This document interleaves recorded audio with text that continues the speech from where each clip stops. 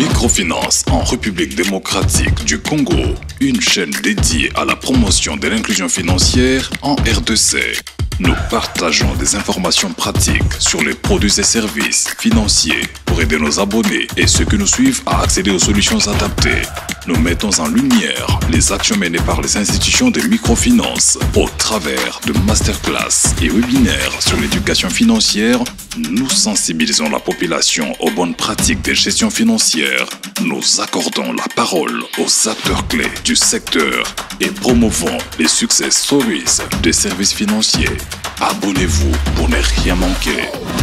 Microfinance en RDC, le pouvoir de l'inclusion financière pour une RDC prospère. Bon maman on a yo lobby ozabon somi na matali misol. Mote de boyi malam na microfinance RD Congo chaîne o ezali ko yaksabino lolere ya kosalela mbongo na bino pe ko pesa basango na matali secteur financier na RDC. Bokoki ko la biso na Facebook, Instagram, LinkedIn, pe YouTube microfinance en RD Congo. Na vidéo oyo tokoyi pour la budget esanini mpe basala yango ndenge nini. Nazali Kitonka Bongo, formateur na éducation financière. Ya liboso budget esaluni. Budget ezali montant ya mbongo oyo zali kozela. Mpe ya ba dépense oyo bongisi déjà gibela pona kosala na yango. Na mikolo po ekoya. Na kisa na sansa oyo ekoya to na mbula oyo ekoya. Budget ezali lolenge ya ko dépenser mbongo na ba besoin ya ntina. Ya mibale basalaka budget ndenge nini.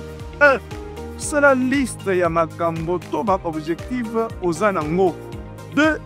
C'est la liste ya ba source ya mbongo na yo pe montant ya source moko na moko. 3. Zwa libera mokano ya montant ya épargne. Yambo ya kosala pas dépense.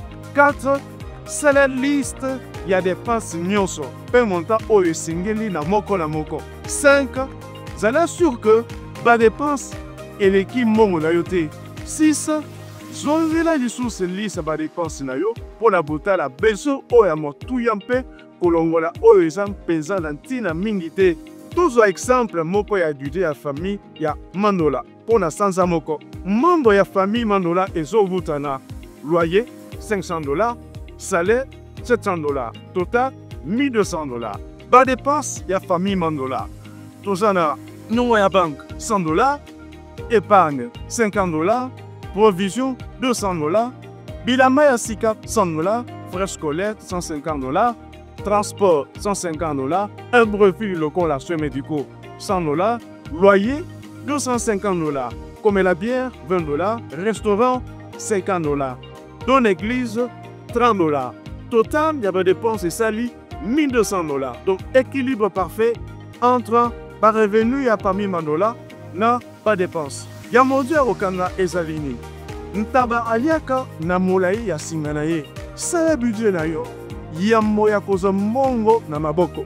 Dépense eleka mongo za na mote mpe kanisa épargne. Na pino yo koya sima, tokoye kola boni ko kamada ba décision pour na ba dépense mpe kotikala na limite ya budget. Pona bozanga te, abonnez-vous sur Microfinance en RD Congo, YouTube, Facebook, Instagram et TikTok. Tobel la biso na téléphone, topé WhatsApp la 085 13 06 837. Koposa ya tendeko, bomba mongo na yo.